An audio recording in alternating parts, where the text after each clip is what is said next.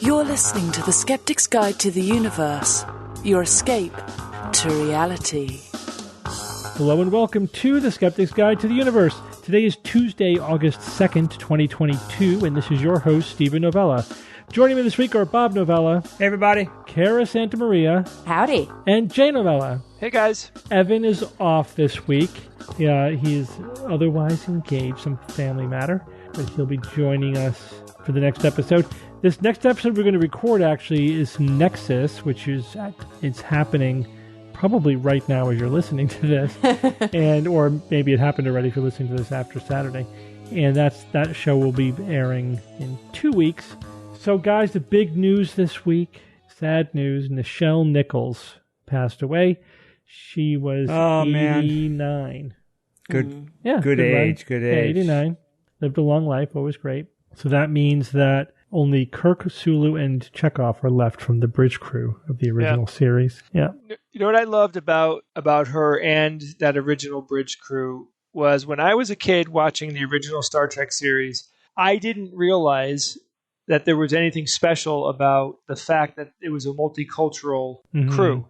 You know what I mean? It wasn't just humans and aliens. There was people from different parts of the world, but the differences were important back then, and it was one of the reasons why Gene Roddenberry actually constructed it that way. And she was key to that because not only was she black, but she was a woman. Yeah, she was one of the first black women on TV, like in a major series. And she had a significant role. I know it's very easy to denigrate, say, she was basically answering the phone, right? It's like sort of the comedian one line about her. But she actually, she was part of the bridge crew, man. And I remember there was one episode, I just watched it. I just happened to watch it because we're going to be reviewing it on AQ6, Balance of Terror, where they're fighting the Romulans for the first time. And she is called to the helm. She has to actually work at the helm because the helmsman had to be called away. So she, if you're on the bridge crew, you're able to handle any station that you're called upon to. So anyway, the point is, it wasn't a small position on the Enterprise, and her character was a significant character in the show. But even she, had doubts about that character that she was portraying. Yeah, the story is she actually gave her resignation letter after season 1 to Gene Roddenberry, and Martin Luther King Jr., she was talking to him at some point not too far after that, and he told her, you absolutely have to stay on the show. You don't know how unbelievably important it is as a black woman that you're on this particular TV show. Yeah, she's a role model. Yeah, and he convinced her to stay. And it was really, he felt it was very important to have that representation on TV. It really was important. It was very important. Yeah, I'm reminded of Whoopi Goldberg was talking about it recently, and she said that when she saw it growing up, she was running around the house, and she was saying, she was very excited, very happy, because from her point of view, this was the first time that she had seen a black woman on TV that wasn't a maid. And to her, that was huge. And I think it was huge for lots of people growing up at that time. So, it was clearly a very important role. Yeah, it's also a very important time. It's it's kind of the point that Dr. King was making. He was saying that if you leave, they could just fill anybody in that role. Like, the great thing about the role you have is that there's nothing about it that's black. There's nothing about it that's female. It's just a strong role. They could stick an alien in there. They could stick anybody to fill your role. And so it shows that, black women are people, fully formed people who can have skills and who can engage. It's not just, like you said, you're not just the maid. And how important for not just young people, not just young black people, not just young black women to see that, but white men to see that. Yeah. I mean, Kara, I was a kid watching those Star Trek episodes, and it absolutely had an impact on my life in so many different ways. But I remember thinking about her on that crew and not thinking anything odd about it. That's my point. Yeah, as a young kid, I wasn't looking at her as black or as a woman. I was just looking at her as one of the people on the bridge, and I know it had an impact on me in my life. Did you guys know that after Star Trek, that Nichelle Nichols went to work for NASA, recruiting women and minorities into the space program. That's and so cool. she recruited Sally Ride, who was the first American female astronaut. That is so awesome. Cool. I didn't know that. Yep. Oh, and let's not forget that in 1968, wow, what a year, 1968. Think about everything that happened that year. It was the first interracial kiss on television. Yeah, it actually wasn't. In the U.S. it was, but there was a British one that preceded it. Okay. Yeah. First interracial kiss on U.S. television. Yeah. Yeah. Yeah, which was significant. Absolutely. Yeah. And I think if I remember, dredging up some old memories here, they wanted to do multiple takes, and because they were very nervous, because the people from the were very strict with what you could have and what you can't have on the show in terms of that kind of thing, and sexual situations and all that. So if I remember correctly, William Shatner actually screwed up all the other takes to such a degree that they would never be able to use any of them except the one that you saw. Well, he and her did that. They did it together. Oh, even better. Yeah, that's actually accurate, Bob. They deliberately screwed up all the alternate takes. Good for them. Because they knew the system so well. They knew how much time they had. They couldn't keep doing this. That was it. That time was allotted to do it. So they had no choice in the editing room but to put that in, or not show the episode. Mm-hmm. And I didn't realize that she put out albums throughout her life. She did 2 albums, and they were one of them was standards, and then the other one was like rock and roll. But they were put out while she was filming Star Trek, and they have those themes like Down to Earth and Out of This World are the names of the albums. And I can guarantee you that they are far superior to the albums that William Shatner put out. That actually would, I could do a better job. If you want to know what we're talking about, go on YouTube and look up William Shatner Tambourine Man, and you'll see everything that you need to know. Yikes. All right, let's move on. Bob, you're going to start us off with a quickie. Thank you, Steve. Gird your loins, everyone. This is your quickie with Bob. Friction in the news, specifically from the journal Nature Nanotechnology. Recently, using an electron microscope, researchers were, for the first time, able to image 2 surfaces coming into contact and sliding across each other with atomic resolution. Professor of Mechanical Engineering and Material Science Guofeng Wang said, in the study, we were able to actually see the sliding pathway of interface atoms and the dynamic strain and stress evolution on the interface that has only previously been shown by simulations. Now, after seeing this atomic process of friction in the real world, researchers were able to go back to the simulation to verify not only what the microscopic visualizations showed, but also understand more about the specific forces at play at the atomic scale. Wang describes one of his main takeaways from this experiment when he said, "What we found is that no matter how smooth and clean the surface is, friction still occurs at the atomic level. It's completely unavoidable. However, this knowledge can lead to better lubricants and materials to minimize friction and wear as much as possible, extending the life of mechanical systems. And also, this new method can now apparently be applied to any material to learn more about the role friction and wear plays on it. And who knows what this research can do for Astroglide." Loins ungirded. This has been your quickie with Bob. Hope it was good for you too. Jesus, Bob. Hey, man. I think it's thematic. It's only because you said loins ungirded right after you said Astroglide. All right. Oh, yes. Thanks, Bob. Sure. All right, I'm going to start off the news items. This is one about the neuroscience of politics. Oh, jeez. Yeah, well, this is interesting. And so there's a study that came out looking at fMRI scans of different people, subjects, that, took a survey, answered a bunch of questions so that they could be characterized on a Likert scale from 1 to 6, from very liberal to very conservative, right? And so they're just using that just one axis, so you're liberal or conservative, which is a massive oversimplification of, the political landscape, but whatever, that's the scale that they used. And comparing that to different functions in the brain, looking at functional connectivity specifically, under 9 different tasks, one of which is doing nothing. And a quote-unquote task is just something, it's just a neurological environment that you're putting the subject under. Like, for example, you could be showing them images of people expressing emotion. That would be one quote unquote task, right?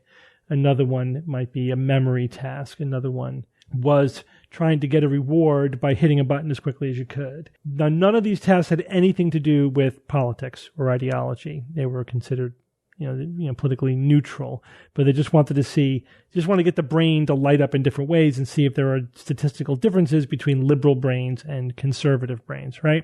That was the goal of this research. This is not the first study to do this, although this is the first one to try to look at functional connectivity. Previous research of the neuroanatomical correlates of political ideology, as we would say, looked at more of like modules in the brain, like which piece of the brain is lighting up versus, this one is looking at different circuits in the brain lighting up. The differences are interesting. Now, this is a technically very complicated study, and I don't have the expertise to dissect it technically. Like, I don't know if they're using the right fMRI technique, or they used AI to sort of analyze the data. I have no idea if their analysis is valid or not. So I just wanted to talk conceptually about the research itself, sort of just take the results at face value for now. It got through peer review, and it will go through further analysis and attempts at replication. So that we'll put that aside, a technical analysis for now, and just see. I'm sorry, it was published in the Proceedings of the National Academy of Science, right? PNAS. Yeah. So, it's a good journal. So let's back up a little bit and look at this research in general. Are there brain differences between people with different political ideology? So I've already alluded to one of the issues with this research paradigm, and that is, how are you choosing the ideology to look at? Again, in this research, they did a one-dimensional liberal to conservative scale, right? Right. But we know that politics is about a lot more than that. We have a two-party system in the United States, and so things tend to sort out. It's actually Democrat to Republican, but Democrats are at least several different ideologies, and Republicans are at least several different ideologies.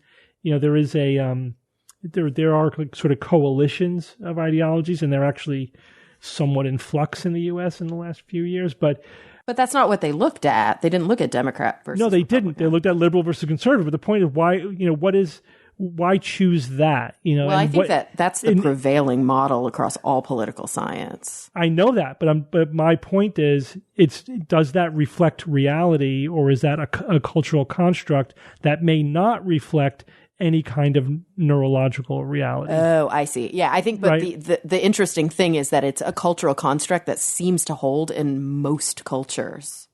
Yeah, but so what parts of it though?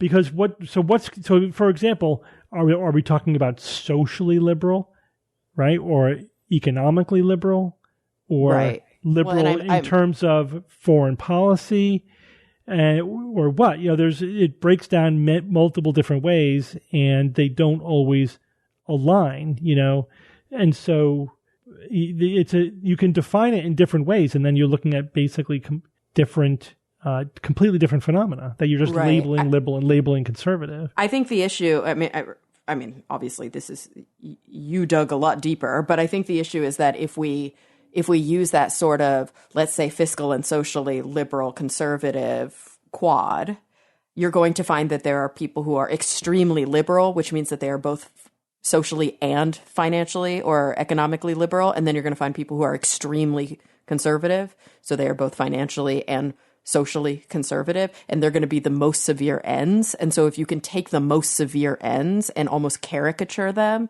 as an archetype, then you might have a better chance to see differences. But I think, so they also did look at extremists versus moderates in this study, and which to me provokes yet another question, which is not answered by the data, and that is, so is an extreme liberal someone who is just very liberal, or are they a liberal who happens to have other cognitive qualities that make them extreme? Right. And how do you even define extreme liberal? Because that definitely, as you mentioned, is culture bound. Like what we consider super liberal in America is like moderate in a lot of European Well, yeah, it's relative to the culture, Yeah. but in this case, this is a study of Americans, and they looked and they were using a survey. Like you answer these questions, and then we grade you on these questions, liberal to conservative.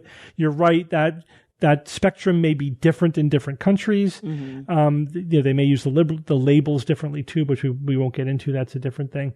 But my point is, like, are there extremists, and extremists can as an independent variable of whether they're liberal or conservative, or are they just people who are really conservative and people who are really Those are two liberal? different constructs. Yeah. And maybe it's both. Maybe there are people who are, whatever ideology they have, they're going to be extreme, right? And if they happen to fall on the conservative side, then they would rank as an extreme conservative. That doesn't necessarily mean that they're really more conservative than a moderate conservative. They're just conservative, and they have a cognitive style that makes them extreme. But again, this is just speculation, because again, this study didn't really have any way of sorting all this out, but it's just sort of treating it as one-dimensional. Are they all neuroscientists on the study? Are there any psychologists that are in this research political team? neuroscience. They are political neuroscientists. Political neuroscientists. Yeah. Interesting. Okay. But with all that in mind, let's look a little bit at the data, and then you'll also see what I mean a little bit. So the bottom line is what they found is that all 9 tasks that they gave them showed statistical differences between people who ranked liberal and people who ranked conservative on this on their study, which is interesting. Why would they basically chose 9 tasks mainly because they could do them, right? There were just easy ways to do them for fMRI studies. We'll give them a reward task and a memory task and whatever. Like, you know what I mean? They weren't picked because they thought they would relate to ideology. In fact, they thought that they wouldn't relate to ideology. That's why they picked them. So why did they all show statistical differences between liberal and conservative? The authors suspect that it's because that there are just some fundamental differences between the liberal to conservative neurological function, if you will, that just shows up in every fMRI you do, even when they're doing nothing. It's just the brains are just functioning differently, and it just contaminates every state that you look at. And did they only look at people who on those self-report surveys who kind of fell at a certain threshold of liberality or conservatism? No, there was a Likert scale, a 6-point scale, so you could have been in the middle, right? Right, but they didn't use anybody who's like meh. It was mild liberal, extreme liberal, right? Mild conservative, extreme conservative. Those are the 6 points on the scale. And they found significant differences between mild liberals and mild conservatives across all 6? Because that's surprising. No, I think if they like included all of the liberals and included all of the conservatives, they showed differences. But they also looked at extremists versus moderates. And for that, so I'm going to back up one little bit and just ask you guys a question. What do you think is the factor that predicts somebody's political ideology more than any other factor? This could be anything. You mean for example, like education, something like that? Yeah, age, family, like a demographic sex factor? I'm going to say where they're born. Family history. Bob's correct. Pretty much. It's their parents, right? Yeah. So Makes sense. whatever your parents' ideology are, that is the strongest predictor of your ideology. It's not where you're born, because if you're a liberal born in a red state, you're still of liberal parents, you're still going to be liberal, not red, right? Not conservative. And of course, this cuts both ways. This doesn't tell you if it's nature versus nurture, because you could say that they inherited the genes from their parents, but they also were raised by their parents to be liberal or to be conservative, and so you don't know. But there are twin studies, you do like twins separated at birth, and that shows that it's at least partly genetic. It does appear to be at least partly genetic, but not fully, like pretty much everything with the brain, right? It's a combination of genetic and, hardwiring and also environmental factors. Okay, so with that in mind, they said, how much does all of these states predict whether or not somebody will be on the liberal or the conservative end? And also, does it predict who will be extreme versus moderate? Like who will counting extreme as the two ends of the spectrum, the very liberal and very conservative. So first of all, they found that overall, the functional connectivity patterns were as predictive as the ideology of the parents. Whoa, so, which is really? like the gold standard. So it was as predictive as parental ideology. And for the tasks that they looked at, there were 3 that correlated the most. So there were 3 standouts. One was the empathy task, which was looking at pictures of people who are expressing an emotion. Right, so it was supposed to, like, how much are you reacting to the emotion that you're seeing in right. others? AKA bleeding heart liberals, yeah. Well, that's not correct. Oh, really? What that correlated with is being politically moderate or ideologically gotcha. moderate. The reward task, on the other hand, correlated with extremism. Mm-hmm. The reward task was trying to win a prize by hitting the button fast. And a retrieval task, which involved, it was a memory retrieval thing, and how that task was the most different among liberal to conservative spectrum, right? So you could see that you could predict in what direction. I'm just saying, like, you can predict based upon the way their brains looked on that task if they're liberal or conservative more than other tasks. Yeah, but I'm saying what was the pattern? It's a statistical thing using AI looking at the patterns on fMRI scans. So I'd have to show you pictures of fMRI scans. Okay, so they weren't using predefined circuitry that they know is like, okay, this is a reward circuitry or this is a retrieval circuitry, and we want to see who is loading more on it and who's loading less. No, they were just saying what's happening in the brain when we have them do this. Oh, and this now let's see if they sort out into different patterns. And that's weird. Can we use those patterns to predict their how they scored on the test? On the liberal to conservative. Interesting. So it's survey. almost like it's meaningful insofar as it has predictive power, but it's not really meaningful insofar as it tells us anything. Right. We don't know what it tells us. Yeah. So this is really hypothesis hunting, if you will, because they're just saying, hey, what's going on in the brain when we give liberals and conservatives different tasks? Oh, I wonder what that means.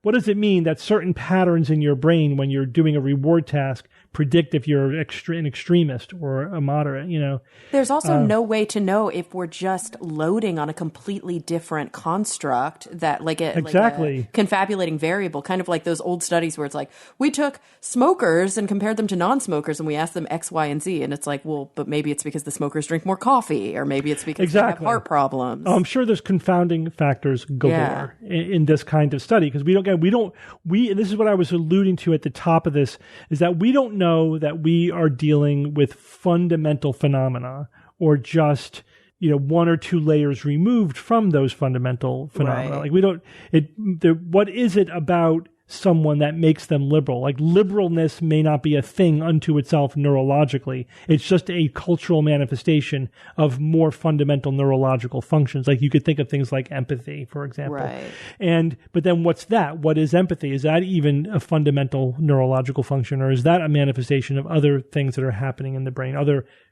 circuits that are firing? And so we're trying to dig down, but we are not at the base level yet.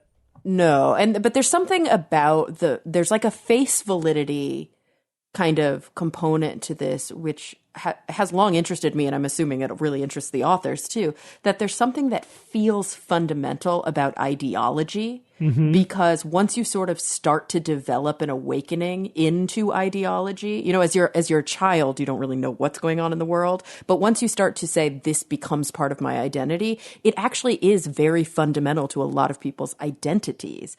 It's very rare for people to switch parties unless there's some sort of personal insult on to their reasoning, like their party fails them. Yeah. Like were you going through a realignment, like we're doing now? Exactly. Yeah. So so this study does not tell us what the error of causation is, right? Looking only for correlation. So it doesn't tell us that people are liberal because their brains function this way. They could be that their brains function this way because they're liberal. Because these are pathways. These aren't hard. Like this is just use and disuse kind of stuff. Right, exactly. This could just all be learned. This could be the patterns of functioning in the brain because you were raised this way rather than predisposed to being liberal or conservative. Doesn't answer that. I also think it doesn't answer if these things that we're looking at, like the circuits in the brain that we're looking at, if they are fundamental to ideology or incidental to ideology. We don't know that. But there's one other way to sort of look at this data, which is interesting, and that is, so what are the parts of the brain that were different? Let's just ask that question from liberal to conservative, not necessarily the functional circuits or what tasks they were doing, but just what parts of the brain were involved. And they were mostly the hippocampus, the amygdala, and the frontal lobes.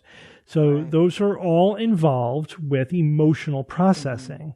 And that's very provocative in my opinion, because that suggests that ideology is really tied very strongly to emotional processing.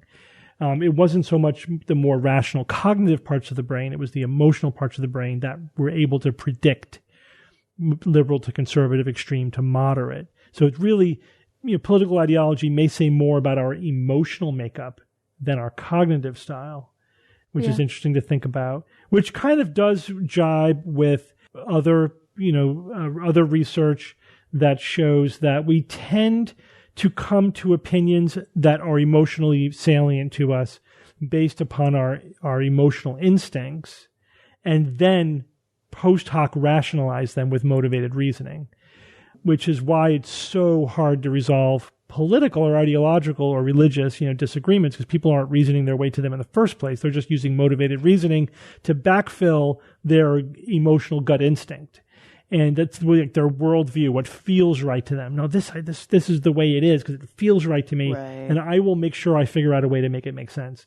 And it's why sometimes you have to shake your head at the motivated reasoning that the quote unquote other side is engaged in. But of course, we all do this. This is a human condition. It also kind of speaks to, I'm curious if you agree, but it speaks to, I think, a fundamental construct that's involved in political discourse or political thinking, which is moral reasoning. And moral reasoning is fundamentally emotive. It is cognitive and emotive, but you can't strip emotive reasoning away from moral philosophy. It's part of it. Totally. Yeah, totally. Yeah, like we feel injustice. Yes. Absolutely. And then we rationalize why that's unjust. Yeah, because if we feel it first, absolutely. If we were totally cognitive in like a kind of extreme example of like a cool, cold, calculated cognitive, the humanism would be not there. And that's also dangerous. Mm-hmm. Yeah, that's why I kind of like, science fiction shows that explore that through characters that have a different emotional makeup than humans, like Vulcans or androids or whatever, because it's like, they have only rational reasoning, no emotional reasoning. And it's just a good thought experiment. What would that result in? And even to the point of taking what seem like really extreme moral positions, but they make perfect rational sense. Right, exactly. But they don't feel right. They don't feel right to us, so they got to be wrong. All right. Let's move on. Very fascinating. So this is something that I sort of follow, and so I'm sure we'll be talking about this again in the future. And this is one tiny slice of obviously very complicated phenomenon. No one study is going to give us the answer as to what like a liberal brain is or a conservative brain, or even if there is such a thing. But it is very interesting. All right, Jay, this is cool. Actually, it is literally and figuratively cool. Tell us about lava tubes and the temperature of them. All right. First, I want to start by saying, Bob, just calm down. Yep. Right? I tried to select this topic for this week, and I was shot down. So I was very surprised when you said Jay and not Bob. Yeah. Bob, I need you to breathe. Okay. I'm breathing, man. Just get your facts right, baby. Right. All right. So we've talked about lava tubes as potential locations for future moon habitats, haven't we? Quite a bit. Well, a little later in this news item, I'm going to blow your mind about lava tubes. But let me fill your brain a little bit with some interesting things that'll make you appreciate it even more. So I recently talked about, I think it was last week, about the Artemis One mission that could be launching very soon. This mission sends an uncrewed command module in orbit around the moon. If everything goes well, the Artemis 2 mission, which will be crewed, can launch as early as 2025. It's NASA's intention. This is important. It's their intention to send people to the surface of the moon, build habitats, and have people live there. That's what they want. And I couldn't agree with this more. This is the best thing that I think they could be doing right now. I imagine that this whole effort is going to be similar to how people stay on the space station, right? They rotate crew on and off. So they probably will rotate crew to and from the moon. Some of them will be staying for longer periods of time. They'll conduct experiments, and at some point they'll start building a place for future visitors to live. There's a ton of details that we all have to consider about people living on the moon, especially NASA. NASA has been thinking about this for a long time. First, the moon has no atmosphere. Almost. There's a tiny little bit of atmosphere on the moon. It's about as dense as the atmosphere that's around the space station, which is in low Earth orbit. There is atmosphere there, but it is essentially a vacuum. Not a perfect vacuum. It's fascinating, too. It's tiny. Yeah, I mean, one example I heard, Jay, if you took the air that's within like a baseball or football stadium in the United States, that kind of size, if you take the air that's inside that and spread it around the moon, that's the density we're talking about. Yeah, it's nothing. Quite thin, but fascinating, though. It's a thing. It's a thing. So, Bob, as a point of curiosity, an average human can stay conscious for about 20 seconds in a vacuum. Yep. And the next thing about the moon that we have to be concerned with is the temperature. The moon has extreme temperatures.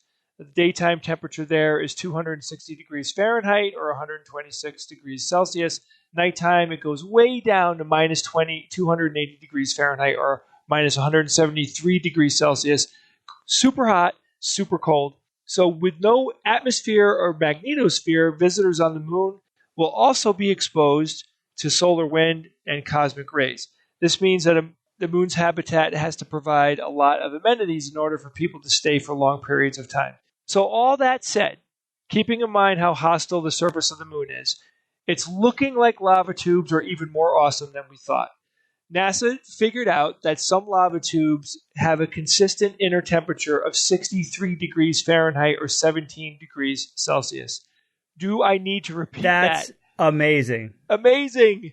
It's like the perfect temperature. It's the perfect freaking temperature, or within 10 degrees of the perfect temperature. Oh my God. For people to live.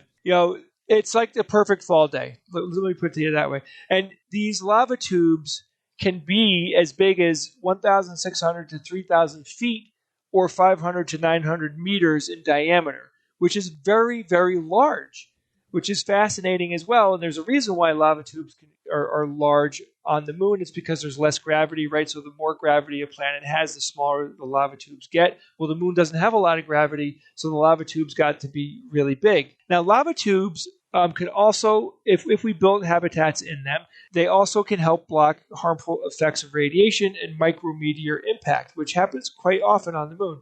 It might even be possible to pressurize a lava tube. Even if, we can't pressurize a lava tube, for example, there's still a massive benefit to building a habitat inside of a lava tube itself. So, first of all, who would have thought that lava tubes have a cozy temperature? That's the thing that I've been rattling around in my head the last few days. I just simply can't believe that these things are a perfect temperature for humans to live at. Now, NASA figured this out by analyzing data from the Diviner Lunar Radiometer that's on board the Lunar Reconnaissance Orbiter. The data shows that the consistent lunar cycle, which is 15 straight days of light and then 15 days of dark, the Diviner instrument measured the temperature of the lunar surface for over 11 years, and when the sunlight is hitting the surface, the temperature, like I said before, it skyrockets way up, and then when it gets dark, the temperature plummets very quickly, way, way down to a very, very low temperature. So there's things that are called pits that are on the moon, and most of these were likely created by meteor strikes, right? Now, 16 of these pits so far that have been discovered likely drop down into a lava tube, right? So there's a meteor strike, it creates a hole, that hole cracks into a lava tube that was below the surface, right? Can you visualize that? 16 of them are probably collapse into a lava tube, but there's no reason to think that they're from meteor strikes. It's just that the ground over the lava tube collapsed into the lava tube. Oh, it sounded to me like those were meteor strikes. No, the other pits are caused by meteor strikes. All right, but the important fact here is that they collapsed down into a lava tube for some reason, right?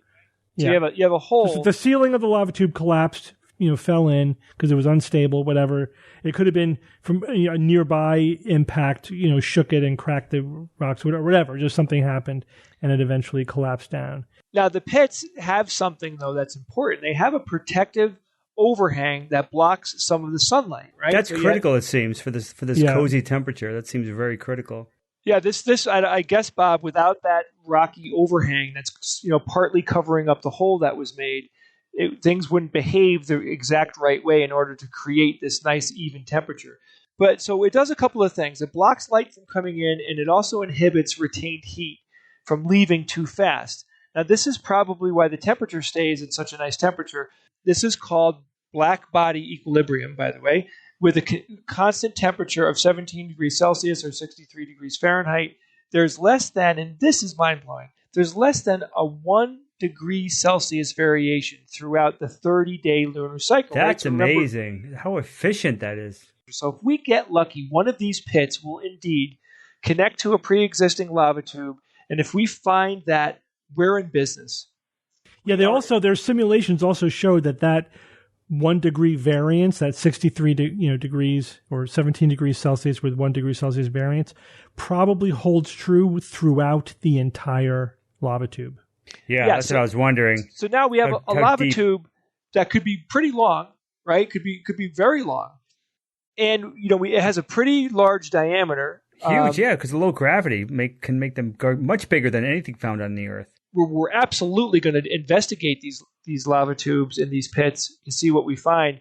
And if things happen correctly the way that we want them to, then we most definitely will be building some type of habitat inside of one of these. It's too good. It's just too many benefits. It really seems like a no-brainer in a lot of ways because the surface of the moon is far deadlier than people generally can appreciate. Jay, you mentioned the micrometeoroids. Absolutely, these things can come in, and if you get hit, you will be taken out. I don't care what you're wearing, but not only that, even if it hits near you, the debris that's kicked up can cause damage, can ruin habitats. So that you've got that. You mentioned the radiation, cosmic radiation, solar radiation, and also the radiation that's created at your feet by the other radiation that's hitting the ground by your feet can also do more damage. And the other thing, Jay, you didn't quite mention, moon dust is horrible. The astronauts hated it more than Darth Vader when he was a kid. He was a punk. Anakin.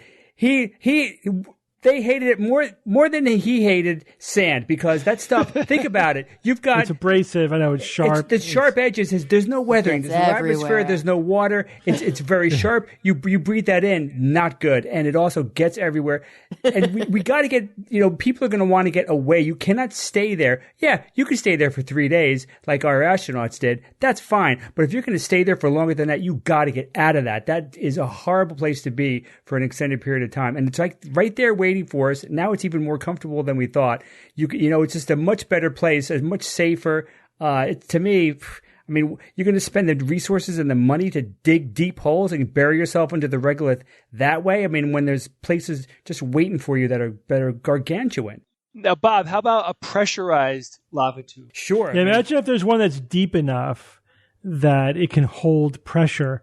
All you'd really need to do is build 2 end caps, airlocks, right? That would contain the airlocks, and you might have to smooth out the interior surface and maybe even coat it to reduce any leaking. Yeah. You pressurize that thing, and you got a huge underground city. Right, and also it's not like what people think. That you think, you get a little crack in whatever in this blocked area, so that the air maintains pressure. You get a little hole or a crack and the air is going to go rushing out and people are going to get sucked out. No, you would actually have hours and hours and hours, or maybe even days before this would reach a critical threshold. You have time to fix these any problems, any cracks or holes that might appear. You have time. It's not like red alert. It's more like a soft yellow alert. I read a good science fiction story. I forget which one, but this was aboard a ship, but the principle could apply.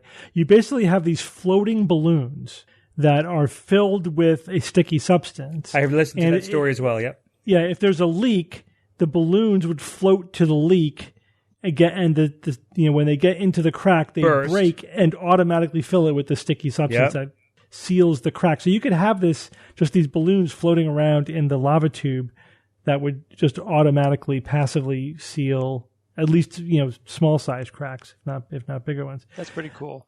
But you'd probably want to have some airtight habitats inside there as a backup. I would probably want 2 layers, but absolutely, maybe you're living in the habitats, but you can have a farm that is just in the the regolith, just in the lava tube with artificial lighting. You could put a friggin' nuclear power station down there. Yeah, baby. I think if we're going to build any permanent or long-term large bases or settlements on the moon, they're going to be in lava tubes. I mean, Definitely. It just seems... It's so provocative, right? Though it's like stories writing itself. I'm just envisioning all the cool things that we could be doing in there. And imagine you could go to the moon. Eventually, there might be a living space, where people can go to the moon and vacation there for a week. You know what I mean? That's incredible. Well, I know Kara's probably asking herself right now, why would we even go to the moon? Like, why send people there? Why not just send robots there to do whatever we want? I mean, there are definitely, you could make an argument for we should do whatever we need to do on the moon with robots, but there are lots of things to do on the moon, like research, industry, tourism, mining. If we end up using H3 for our fusion reactors, then the best source of that is the lunar surface, and as a platform for deep space. Yeah. So if we want to get to the rest of the solar system, the moon, we're going to go through the moon. Yeah, my question isn't why; it's should we? It's not why would we; it's should we. Well, if there are reasons to go, then we should. Are those reasons good enough to go? Yeah, which they are. Yeah, they are. I'll agree with some of them, but not all of them. But I think that also, it's good to have humanity not on one planet in case something happens. That's a common view. There's always that, which reminds me, of course, of an image, a still image that is kind of unforgettable, where you see an astronaut on the moon looking at the Earth, and you see the Earth has just been basically run through by a mini planet. So the Earth has basically been utterly destroyed, and this guy's looking at it happen. It's like, whoops. Whoa. Oh, yeah, it wasn't worse than that. Well, everyone, we're going to take a quick break from our show to talk about our sponsor this week, BetterHelp. And let's not sugarcoat it, everyone. It's a tough time out there, and a lot of people are struggling. And if you are struggling and you have never decided to take the plunge and talk to somebody, maybe now is the time.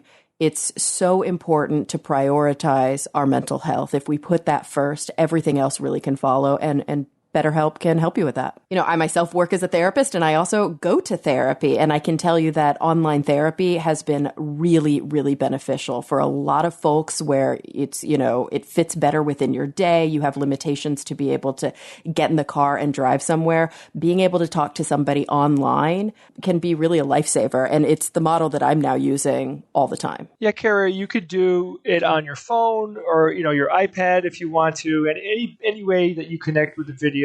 You could even live chat with therapy sessions, so you don't have to see anyone on camera if you don't want to. And the other great thing is you could be matched with a therapist in under 48 hours. Our listeners get 10% off their first month at betterhelp.com/SGU. That's betterhelp.com/SGU. All right, guys, let's get back to the show. Okay, Kara, tell us about video games and well-being, this endless debate that we seem to be having. Yeah, so new study, really interesting, very, very large study. So I'm just going to ask you guys point blank, what do you think? Does playing video games have a detrimental impact on well-being? No. I would say generally no, unless you abuse it, like anything many else. Things. Yeah. Mm-hmm.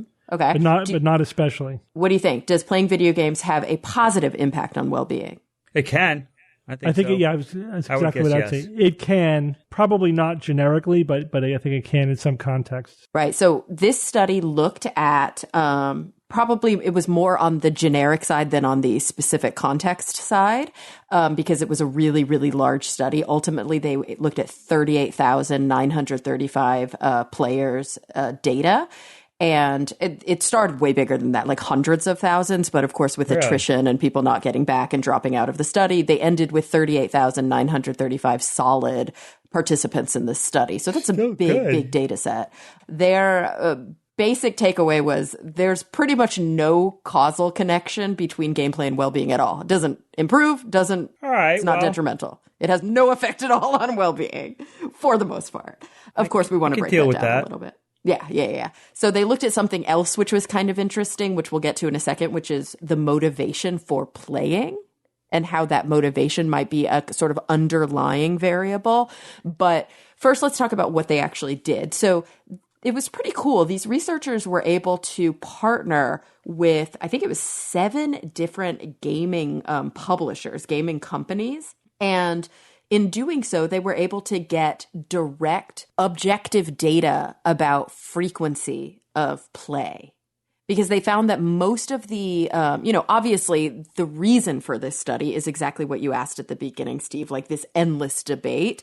And what we've seen is that there's a fair amount of public policy, like legislation, and not just here in the US, but across the globe, that directly concerns the fear that playing video games is detrimental to health. But it's not evidence-based. Like there's the researchers cited that in China, there is like a limit to the number of hours people are allowed to play video games a day for fear that if somebody plays longer than that, it can be detrimental. And they were like, okay, if we're making like policy decisions based on this, we should probably get to the bottom of whether or not this is even true, because the data is complex. So they were like, a lot of the data, when you look at previous studies, is subjective in nature, or I should say it's self-report. So not only are individuals saying, this is how I feel, but they're also saying, oh, I kept a journal, and yeah, look, I played 7 hours yesterday, or oh, I play an average of 2 hours a week. And it's like, okay, we just got to take your word for it. So what they decided to do is figure out how to partner with these different companies. So they partnered with Nintendo and EA and CCP Games and Microsoft and Square Enix and Sony. And so they looked at a handful of games. They were Animal Crossing, New Horizons, that was Nintendo, Apex Legends, which was EA, EVE Online, which is CCP Games, Forza Horizon 4, which is a Microsoft game, Gran Turismo Sport, which is Sony, Outriders, which is Square Enix, and The Crew 2, which is that last one, Ubisoft. And they had players from, I think they wanted to make sure that they were English-speaking so that they could complete all of the surveys, but they had players from all over the world, English-speaking world, Australia, Canada, India, Ireland, New Zealand, South Africa, UK, US. And they basically said, hey, if you play this game regularly, you can participate in this research study. They defined regularly as you've played, let's see, in the past 2 weeks to 2 months. And then they were able to objectively record, based on these players who participated, the hours that they logged on these games. Yeah.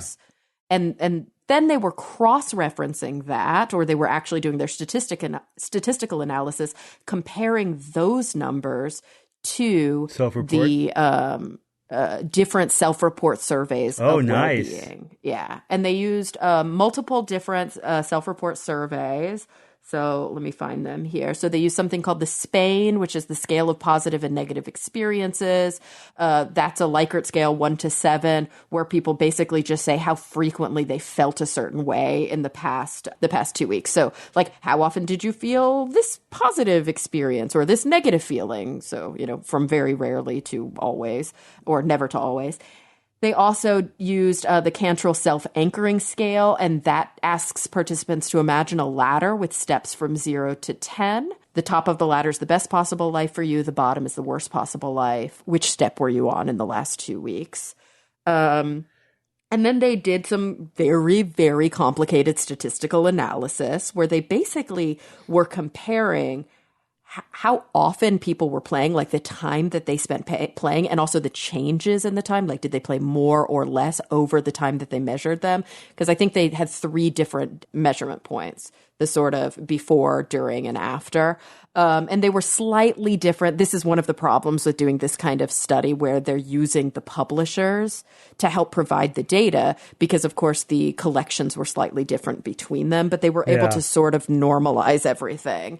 and look at these changes over time. And that's how they were able to statistically try to develop a measure of causality. But so no it's not that they were... they didn't study anyone with, well, I mean, how would they do it? Like people that aren't playing games. I don't think they had a control group at all of non-game players. But I don't think it would be that hard to just look at the norms data tables of, responses to the ladder and the Spain, the Cantrell self-anchoring scale and the Spain. They're all going to have norms tables. There's going to be a bunch of published literature on pretty much every demographic you can think of and how just people standardly answer those scales.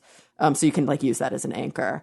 But what they were able to do is by using the type of statistical analysis that they utilized, they were able to sort of model causality. And you see this quite a lot with sophisticated statistics. So if you're not doing a randomized controlled double-blind placebo-controlled trial, basically, if you're not saying, here's time point A, here's time point B, we're going to give half of them a placebo and half of them a drug, and then we're going to actually see what the outcome was, it's very hard to say whether or not something is causal, when you're looking at longitudinal data or sampling data across time points. But there are statistical ways to try to model causality. The basic outcome of looking at the amount of time was that if a person played more or if a person played less, it neither improved nor decreased their well-being statistically. There were some small changes, but none of them reached any sort of statistical significance. And they sort of utilizing some not terribly sound, but interesting guesstimations. They were like, let's assume that there's linearity and let's assume that some of these response categories are equidistant. Basically, the outcomes looked like they could say, this is not based on the data, it's based on projecting the data into the future, that the average player would have to play 10 more hours per day than typical to notice a change in their well-being. Wow. Yeah. And also that even if there was a steady accumulation over time of change, because of course they were only looking at a 6-week window, but even if there was a steady accumulation over time, players would only notice a difference after they were playing that much for 17 weeks straight. And that's all, again, modeled because they were only looking at the data that they collected. So they were saying, based on this data, assuming things like linearity, it would take this long to notice a difference because these differences that we saw were so small, they didn't reach any statistical significance.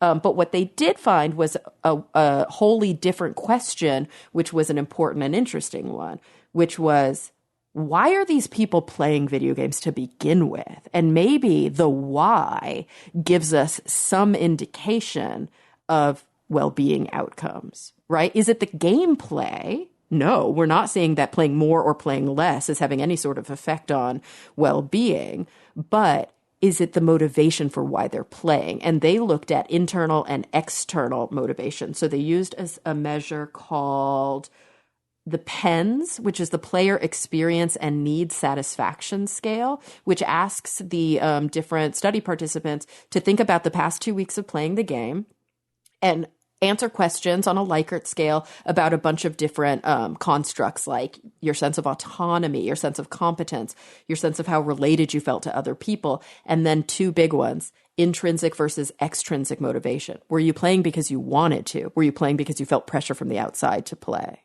So interestingly, they found that when they were comparing intrinsic versus extrinsic motivation on, they looked at two different things, affect, which is the way that their mood was represented, and also life satisfaction. They actually found a positive relationship between the two, and they found a negative relationship between affect and life satisfaction and extrinsic motivation. So basically, if people felt drawn to play because of external pressures, they also were more likely to show a trend towards negative life satisfaction and poorer affect. If people were internally motivated to play, if they played because they wanted to, you actually saw a positive relationship there. So basically what the study authors say, and they list all the limitations. We've got a lot of standard limitations of this study. Certain types of conclusions can't be drawn. We only looked at 7 different games. Maybe different types of people play different types of games. Maybe games that are more like fighting games or more like driving games or, whatever might have different outcomes. But basically they're saying, not sure these policies that say we need to limit the amount of time people are spending playing video games because it's so detrimental to their mental health are evidence-based, because our study shows that we couldn't find a relationship between the amount of time these people were playing and their well-being, or at least their self-reported well-being. And we know how much time they were playing because we have objective measures of it. What if somebody or a country government replied, well, sure, but what the games, though, that are more violent, those are the ones that we need to limit. Right. And that's what they talk about in their limitations. Like, they could only access these 7 games. These 7 games, they didn't do any sort of scale to say they were, from less violent to more violent. But they do, obviously, in their intro and their discussion section, cite other studies that show, and we've talked about this before on the show, a lack of evidence supporting that violent video games have much of an outcome at all. And, the relationship is complicated because some psychologists will show studies and they'll actually show good supporting evidence and theories based on that good supporting evidence that certain types of violent play allow for an outlet. Yes. And others will show that certain types of violent play exacerbate. And so it is complicated. Wait, is that good? On the game. Good evidence? There's good evidence to show that violent games can exacerbate? No, I'm saying violent play across the board. Right. Not necessarily video games per se, but a lot of that has to do with who's playing them. Mm-hmm. And you have to remember that too. If a person who has certain personality styles, certain maybe DSM diagnoses, a history of torturing violent, something like that, yes, you're probably going to see exacerbation in utilizing violent play paradigms. But you might also see, it's sort of the age-old argument about, I think we talked about this years ago on the show. Do you guys remember when we talked about child pornography and specifically modeling of child pornography? Sort of like digitization, so they're not real people, and whether this was a healthy outlet for individuals who already feel drawn towards engaging in this and want a healthy outlet to be able to do it legally and safely where there are no victims. Is that going to contribute and exacerbate their behavior and codify it and normalize it? Or is that something where they're going to do it anyway? So how do we give them a safe usage that doesn't harm individuals, right? So I think there is a more complicated conversation to be had there. But when it comes to general use, everyday people, sort of vanilla test subjects who aren't scoring high on certain, psychopathologies and don't have violent histories and blah, blah, blah, blah, blah. Yeah. A lot of the data shows that there's no correlation at all between playing violent video games and violence in the real world. And so you add that to this very interesting study that shows that also playing for a lot, the more I play doesn't make me sadder or less connected or more angry or feel like my well-being is worse off. People, I do think that governments, organizations, academic and educational organizations, even parents, something to think about. It's really something to think about. This is a person-to-person experience. I think your children well, but let's not just assume that because somebody's playing video games, they have poor well-being, because the evidence just doesn't bear that out. Yeah, it's a moral panic kind of thing. Totally. It's like satanic panic of the 80s and 90s. Yeah. Absolutely. Like these role-playing games are going to turn our kids into demon worshippers. Right. And why isn't this going away after all these years? I know. People are afraid of things they don't know. And they want easy scapegoats, too. They do. It's a compelling media narrative also. Mm-hmm. Yeah. Yeah. All right. Interesting. Thank you, Kara.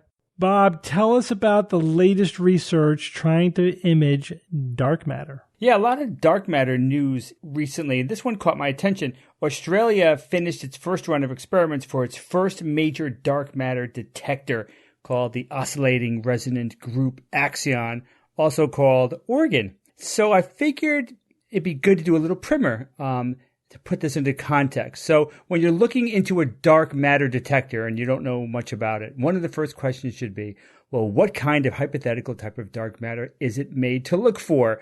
So there's two broad classifications. There's hot dark matter and cold dark matter. You probably heard the latter one much more than the first one here. So hot dark matter, what is it? Hot in this context means fast, as in near light speed. And dark, the word dark, of course, implies that it does not interact much with matter or light, basically almost invisible in a lot of ways. So an example of hot dark matter would be a neutrino. It goes very, very close to the speed of light because it's nearly massless, but not totally massless, but it goes very, very fast.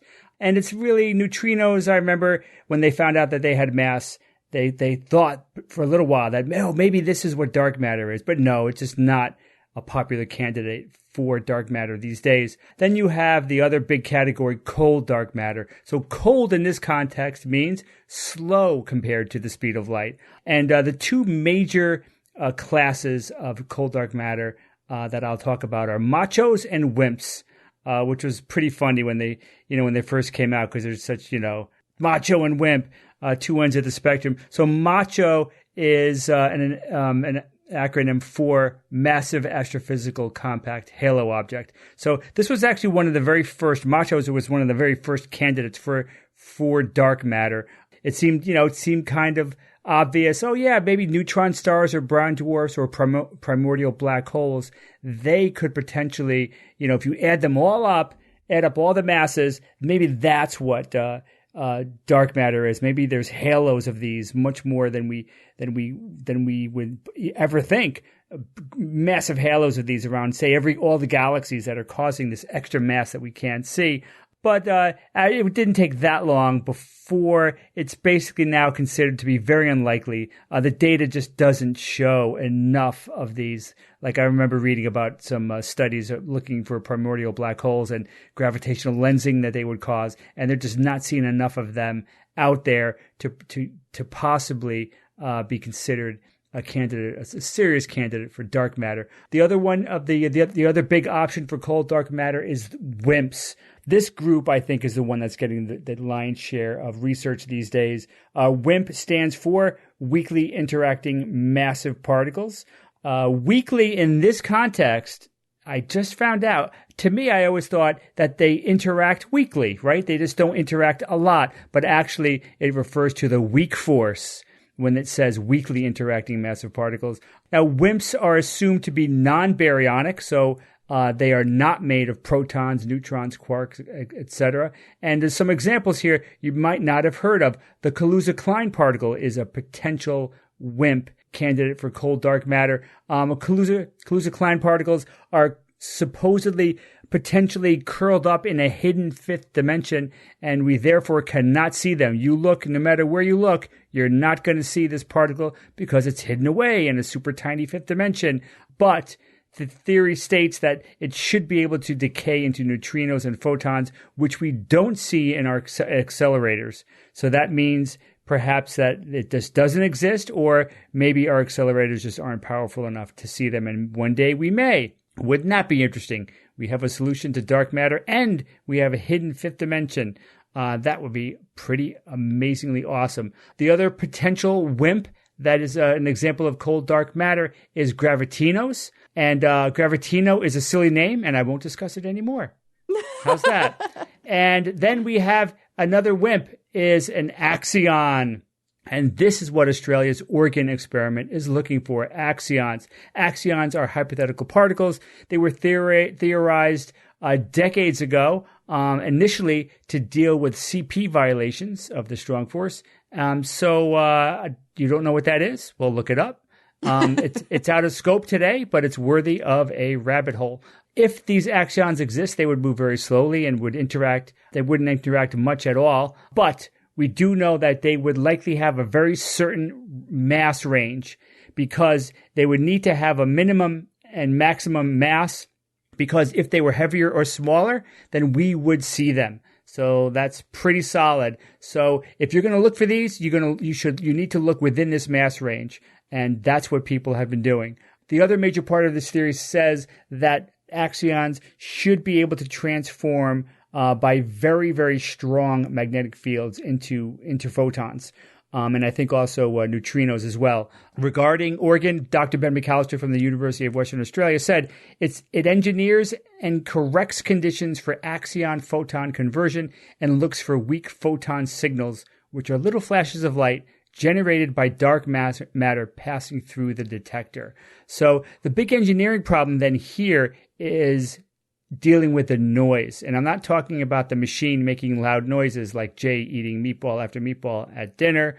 Oh God, that happens all the time. Noise in this context refers to the random light signals that are caused by the high temperatures, which are in turn caused by the intense magnetic fields themselves. So the heat creates random light that tends to swamp out any of the photons that would be caused by axions that have been converted into photons and then being detected. So they had to deal with that. And apparently they have dealt with that. So what happened? What happened after Oregon's recent experimental run? They basically found no axions at all. Zip, zero, zilch. And how does that expression end? What's the last one? Nada. Yes, very good. Steve, you are very well conversant with nada. Zip, zero, zilch, nada. And that sounds bad, right? They looked, they didn't find it. Holy crap, that's not good. But that doesn't mean it's not good. It's not necessarily bad. That reminds me of the quote attributed to Edison: "I have not failed. I've just found 10,000 ways that won't work." So it's kind of similar to this axion research. This lack of discovery is just it's really one step forward towards the goal of discovering that dark matter is made of axions or not. We're still going in the right direction. So to clarify that, I'll give you another quote by McAllister. He said, "When we don't see any little flashes, as was the case this time, we instead place exclusion limits where we rule out axions that our experiment would have been sensitive to. So then we tell the rest of the dark matter community, hey, no dark matter here, and we move on to search for axions of a different mass." So basically, there's a chunk of mass ranges that the axions could have, and they basically just took away a little piece of that. It's like, it can't be there. Let's look over here. So as you may have guessed, this was just Oregon's phase 1. Future phases will be testing other unexplored mass ranges.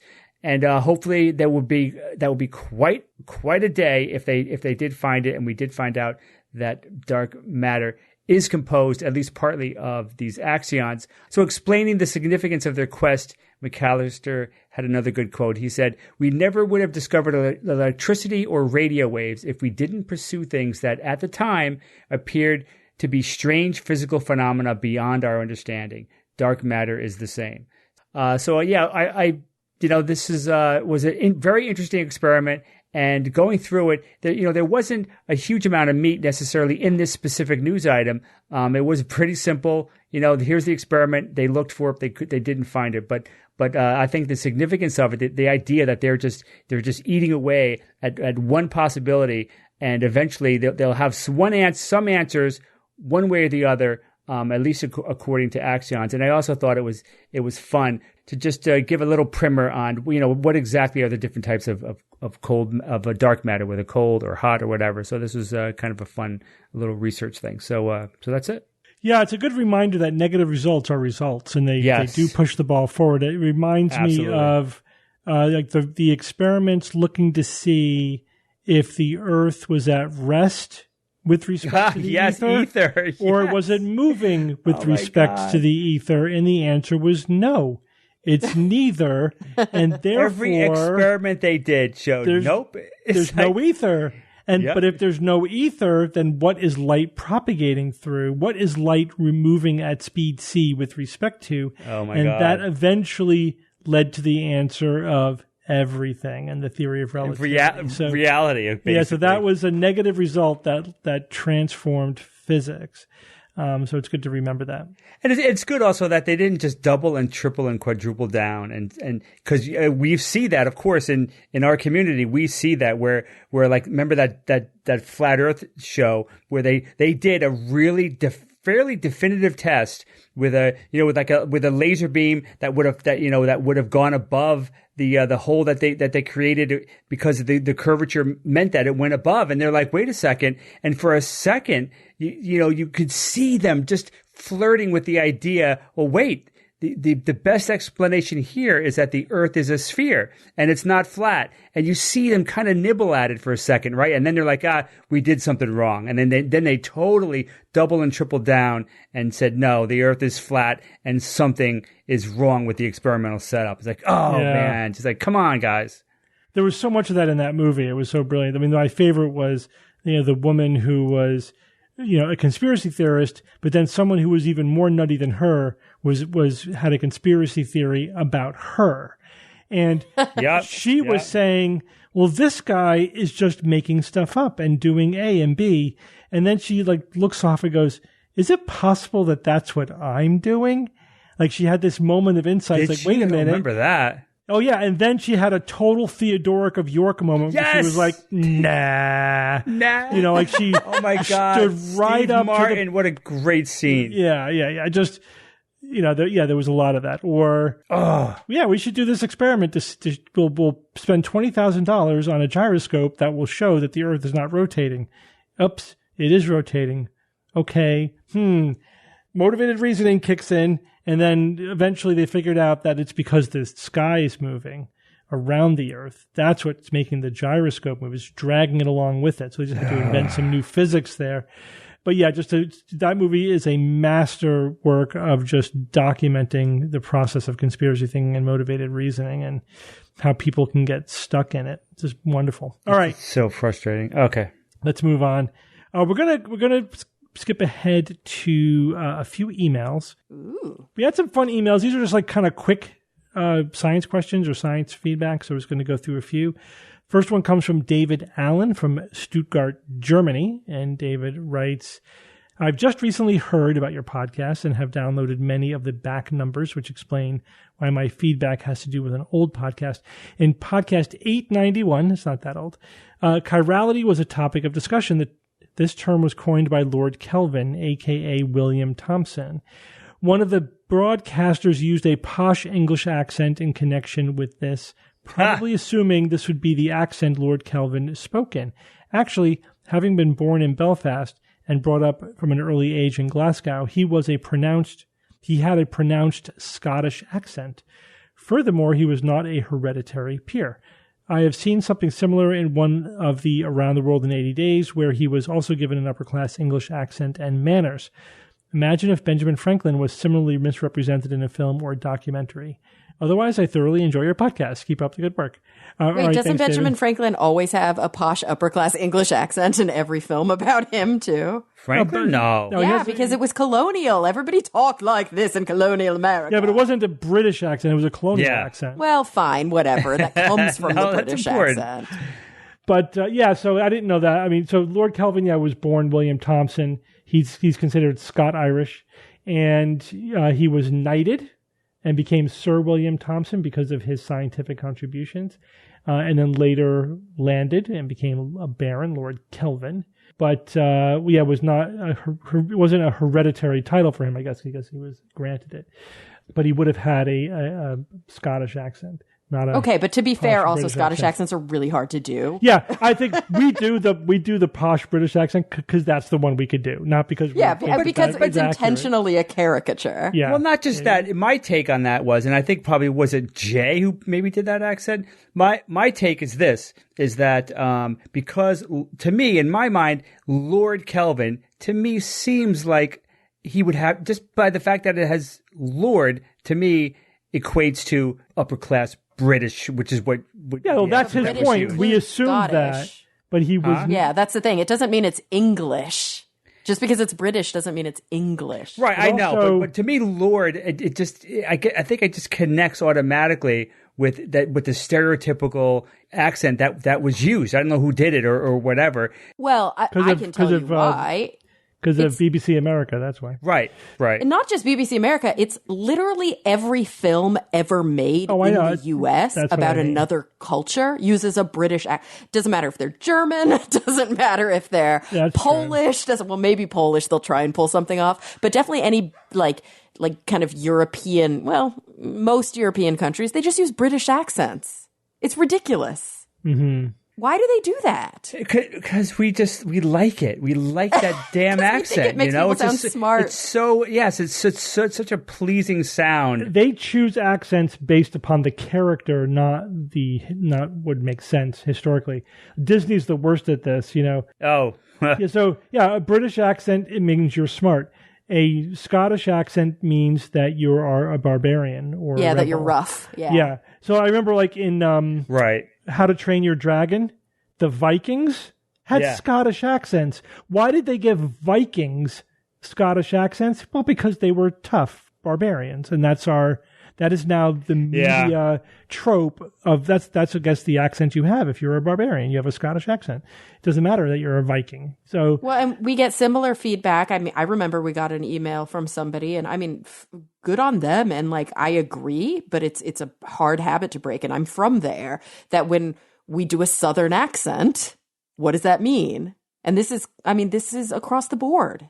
You see this in television, you see it in comedy, you see it in other countries and here. And of course, there are plenty of brilliant people with Southern American accents. But I think there's this stereotype that the more colloquial an accent becomes, like the more specific and entrenched it becomes, the more kind of regional it becomes, the less metropolitan the person is. And that's the stereotype.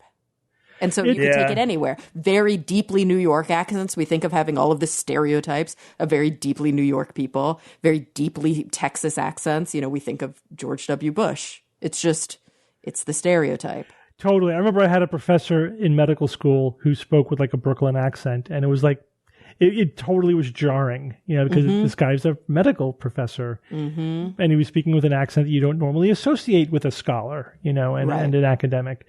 But of course, why wouldn't people who are born in New York be medical doctors and teach at a university? But we get totally trained. We're totally trained. I remember, when we I think I mentioned this when I went to Vienna and just hearing a bunch of everyday people speaking German, and it totally realized like, oh my God, up to this point in my life, every German accent I've ever heard was coming from a Nazi, and you're like so programmed. You had to like deep program. Like, no, this is just a normal people accent. This is just the way people speak here. It's not, but we are absolutely programmed by media. All right. Question number 2. This comes from Chris in Florida. And he says, I recently found this article which claims that Musk's new rocket engines based on methane can be carbon neutral. Fact or fiction? So I'm just going to focus on can methane be carbon neutral? And the answer to that is, well, yes, it can be. That's where it came from. You can make methane. Well, you could create methane as like a biofuel if you're using as a source of that things that are carbon neutral, like if you're using plant matter, and also or if you're carbon capturing, if the energy you're using to make the methane, because methane's a high energy molecule, right? So if you're quote unquote making it, you're allegedly going from lower energy molecules like carbon dioxide or water, and you're going to this methane, which is a high energy molecule. Your energy is coming from somewhere. So where's that energy coming from? So if you're powering the process with solar panels, you could theoretically have carbon neutral methane. Absolutely. But it just all depends on how you're making it. If you're sourcing it from fossil fuel and releasing previously sequestered carbon into the atmosphere, then no, not at all. Or if you're burning coal to power the process to make the methane, then no. But if you're powering it with solar or wind or whatever, then it could be. Sure, absolutely. All right, and then one more. This one comes from Pedro. He gave his location as capital P, small t. I have no idea what that refers to, and I couldn't find out because PT is like too generic to search on. You guys know what that is? I don't know because I don't have any narrowing context. Is that a state? Yeah. Is that I don't know. Yeah, that's a city. Is that a country? That was all is the it Portugal? Information. Is it all the information? And I voted for Pedro, and he pulled that on me. All right. So he asks, if we analyze the universe in all directions from our point, no matter of Earth, solar system, or galaxy, do we see any direction where universe is older than others? Because maybe this way we could position ourselves in a kind of universe map in case it is limited or until the visible universe, and actually check if universe is bounded or not. Speaking in a little bit of a broken English there. Isotropy, baby. Right. So That's exactly right. So, and I emailed them back to let them know this. So the answer to Pedro's question is no. So if you look in any direction, obviously on large scale, the universe looks the same. That's a property called isotropy. Yeah, I was going to say, I pronounce it isotropy. Yeah. But I like isotropy. That's fun. Isotropy? Yeah. I think isotropy. That's how Bob pronounced it. Remember, I did a what's the word on this. We talked about kind of standing up on top of a hill and looking in all directions. And not having that would be anisotropy. Mm-hmm. And now the universe also has another property where no matter where you are in the universe, it looks the same. Again, at a large enough there's scale. no center point. Yeah, and what's that called? The universe is homogeneous. Homogeneous. So the universe is isotropic. It doesn't have like a special term. Yeah, the universe is isotropic and homogeneous at large enough scale. But of course, the question is at what scale does that happen? So, and we talked about this previously on the show because there was a news item about that. But so one good way to remember it, though, for both of these isotropy or homogeneity is that they both have to do with uniformity. Homogeneity is uniformity of position, and isotropy is uniformity in respect to angles, like viewing angle. Mm-hmm. So that's a one might be easier way to remember, because I kind of like confuse them sometimes, and that might be one way to make it pithy in your head. Yeah, and this is a very important concept cosmologically because basically there's no privileged location in the universe. Every point in the universe is pretty much equal to every other point, in terms of its relationship to the universe as a whole. There is no center, there is no edge, right? There is no middle or whatever. It's just all homogeneous, right? Just all the same. In fact, the universe is so isotropic and homogeneous that physicists have a hard time explaining why there's any clumps of anything. Like, why did galaxies form? Cosmic microwave background radiation. Yeah, why isn't it 100% uniform? It had to be. Why is there patternicity at all? Yeah, it had to be inhomogeneous at some scale at some point. It's quantum fluctuations. Yeah, once any clumps, even slight perturbations in the homogeneity form, then gravity will take over and form those into clump stars and galaxies and whatnot. But what started it all off? Why aren't we just a uniform haze of hydrogen? Right. Mostly hydrogen, little helium, and a tad of lithium. Whatever. I mean, it's still an open question. Yeah. All right, Jay, it's Who's That Noisy time. All right, last week I played this noisy.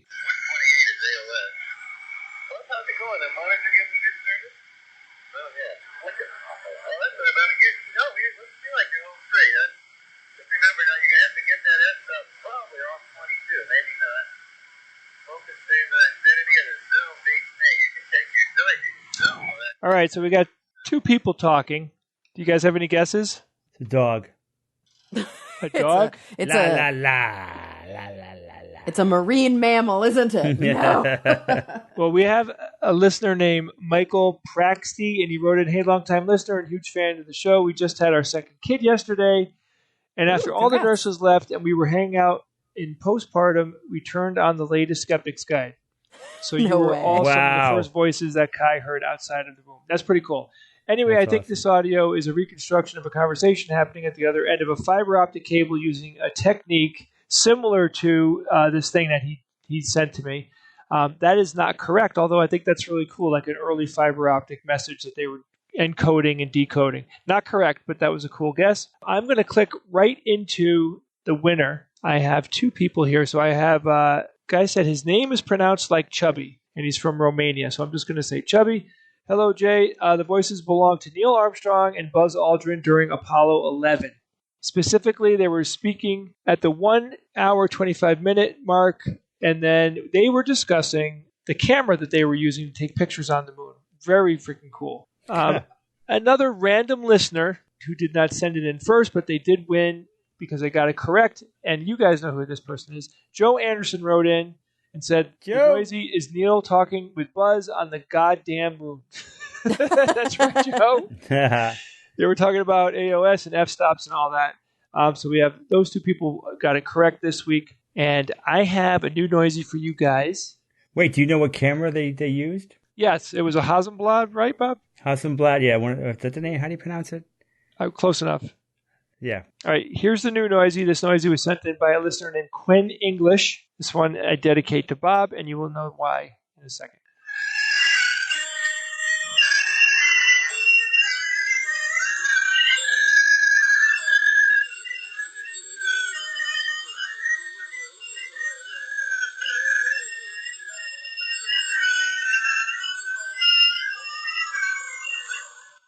Very weird. Very Halloween-y sounding. Yeah. If you think you know what this week's Noisy is, you can email me at wtn@theskepticsguide.org. Please don't forget, if you heard anything cool, email me at the same address with whatever you heard. Steve? Yeah. Our patrons are what keeps our podcast going. Do you realize this? Absolutely. I look at the number every day. So if you want to support the SGU, if you enjoy this show, if we taught you something, and you want to show some appreciation, please go to patreon.com/Skeptics Guide. Become a patron. You can join us in curing this planet of misinformation. Join us. All right. Thanks, Jay. Guys, let's go on with science or fiction. It's time for science or fiction.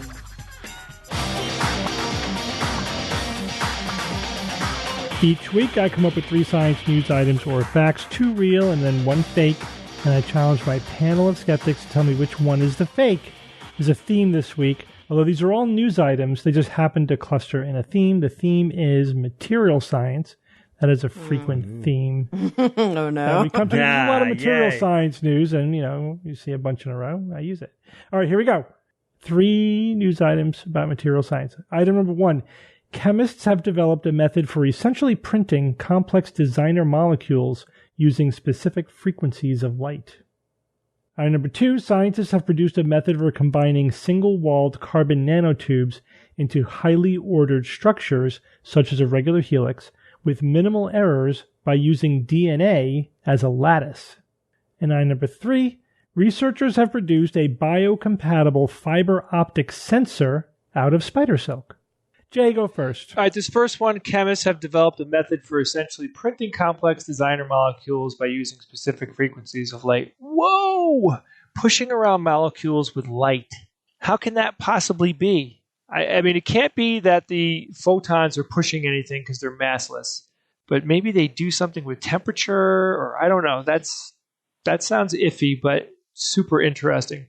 The second one, scientists have produced a method for combining single-walled carbon nanotubes into highly ordered structures, such as regular helix with minimal errors by using DNA as a lattice.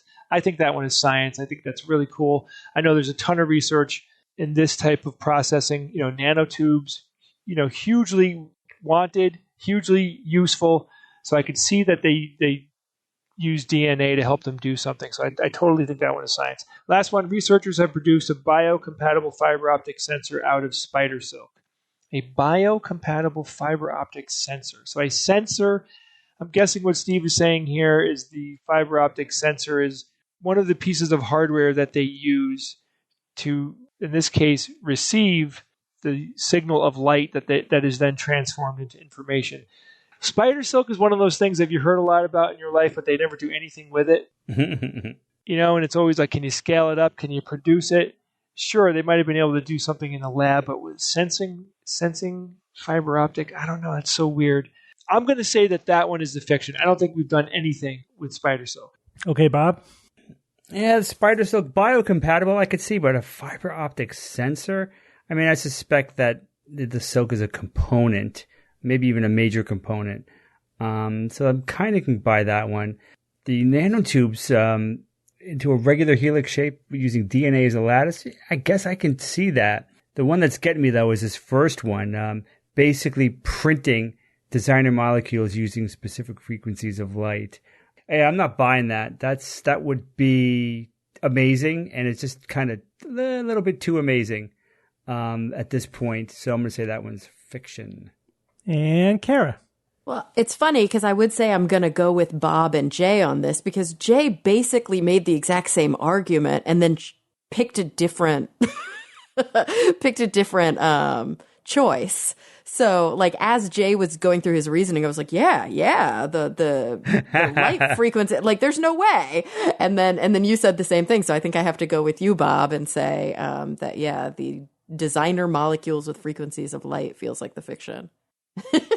All right, so you all agree on the middle one, so we'll start there. Scientists have produced a method for combining single-walled carbon nanotubes, or SWCNs, into highly ordered structures using such as a regular helix, with minimal errors by using DNA as a lattice. You all think that the DNA lattice is science, and this one is science. This one is nice, cool. Interesting. Yeah, so it's actually hard, to get these pesky carbon nanotubes to do what we want them to do with very, very few errors, and those errors interfere with the structure of of the material that we're going for, and therefore really limits their utility. For example, they can form breaking points that can unzip, carbon nanofibers, etc. To what end, though? Yeah, that's an interesting question. So this is how they did it. So first of all, they use a specific sequence of DNA, in this case, with C and G amino acids, and base pairs, with C and G base pairs. So they, for example, they used one sequence that was C3G, C7G, C3, and those contain cytosine and cross-linking binding spots for carbon. And so when that becomes a lattice on which the single-walled carbon nanotubes then bind to each other, and that particular sequence formed an ordered helical structure with a 6.5 angstrom periodicity. So just created a helical structure out of the carbon nanotubes, but with very, very few errors because they're being guided into position by this DNA lattice. And you could basically customize the lattice by the sequence that you give it, which changes the relative positioning, of these the cross-linking reactions. So it's pretty cool. Now, all of the reporting on this said that you could use this to create superconducting materials. Ooh.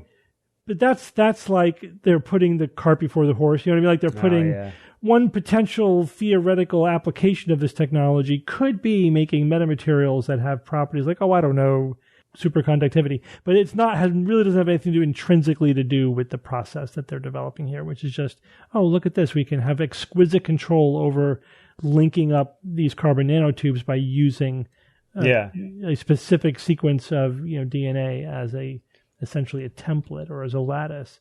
Yeah, they wouldn't even have to mention superconductivity. Just mention metamaterials, and you got my attention. Yeah, but they all say superconductivity. I'm like, okay, let me look at that. And I'm like, this has nothing to do with superconductivity. Yeah. All right, let's go back to number one. Chemists have developed a method for essentially printing complex designer molecules using specific frequencies of light. Bob and Kara, you think this one is the fiction. Jay thinks this one is science. And this one is the fiction. This is the fiction. Yay, Bob. Yeah, it's a little bit too much. I made it up.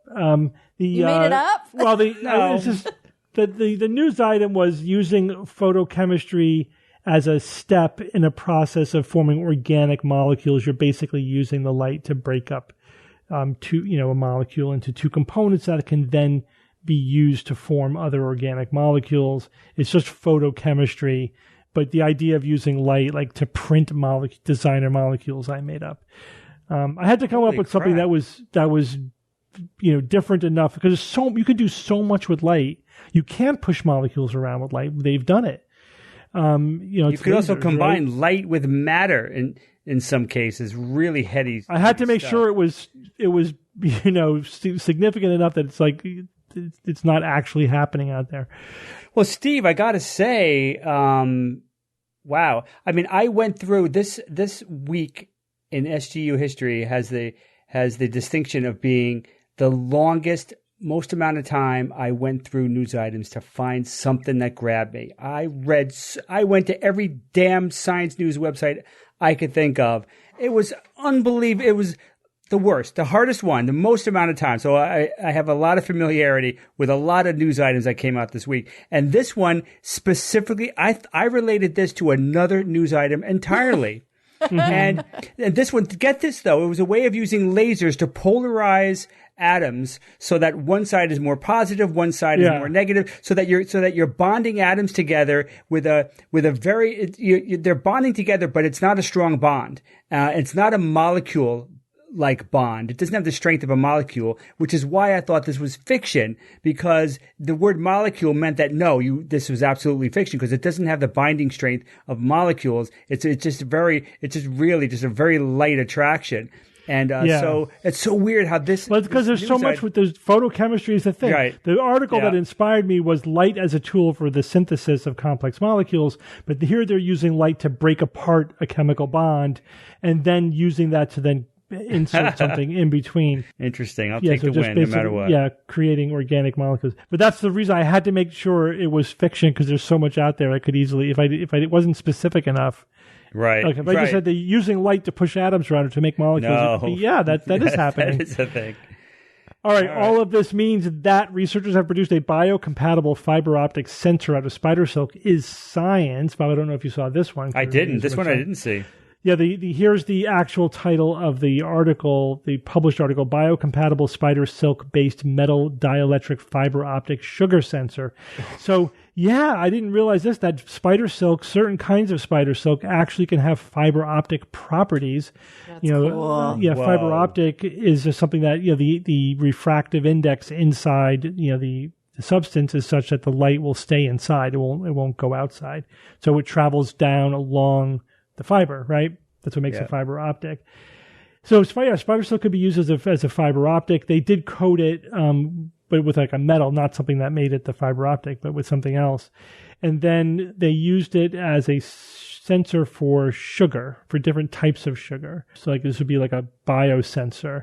And then it's very, very, very precise. You could tell the difference between glucose, sucrose, and fructose. How about sucralose? Did not mention. And it's biocompatible because you can put it in the body and it won't cause a reaction or anything. So very, very interesting. More spider silk applications, please. Mm-hmm. I want my shirt, my bulletproof shirt made of spider I had silk. another one that I didn't use. I could have used it though, but I just thought it was too obvious because this was a process for making cement that is 40% stronger than regular cement by putting basically nano ground up shrimp shells in there. Ooh. So there's a seafood byproduct, right? Yeah, because there's a stream of waste from the seafood industry for chitin shells from things like shrimp, right? Or crabs or lobsters or whatever, but they specifically mentioned shrimp. 40%, man. Yeah, but that's for the cement, not necessarily the resulting concrete, but it probably would translate well to the concrete. They just haven't looked at that yet. Yeah. And also makes it more flexible. So it's stronger and more flexible. Ooh.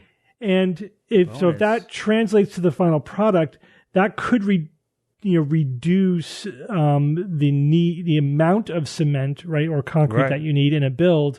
And therefore, because remember we talked about the fact that steel is responsible for 10% of greenhouse gas release. Concrete is responsible for 5%. Yeah. So between the two of them, it's 15%, of our greenhouse gas emissions. Yeah. So reducing the need for cement, for concrete by 40% could be significant. That could take a big chunk out of that. And also just having stronger cement is nice and more flexible. Plus it also could last longer. It might last like twice as long. Oh my God, man. In which that factor alone would reduce our need by a significant chunk because you don't have to replace it, as often. Yeah. So more durable, longer lasting, stronger cement using a waste stream. A waste stream, like talk about a win-win-win. Right now we just dump it back in the ocean, which is probably not a bad thing, and chitin, it's basically made of chitin. So chitin's a biopolymer, and it is the second most common or abundant biopolymer in the world. What is the first? Hair. No. What's idea. Polycarbonate? No. What's it called? Bicarb. The thing that makes up seashells.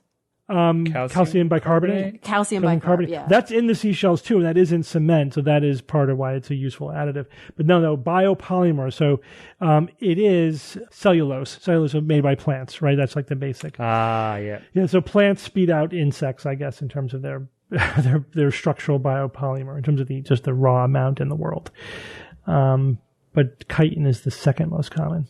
And spider silk is also a biopolymer. Not my favorite biopolymer. As abundant as cellulose or chitin, but very desirable properties. Yeah, these are all structurally very strong things. Cool. Okay, well, good job, Bob and Kara. I came close, Steve. You did. You were almost there, Jay. You just doubted yourself at the last moment. Yeah.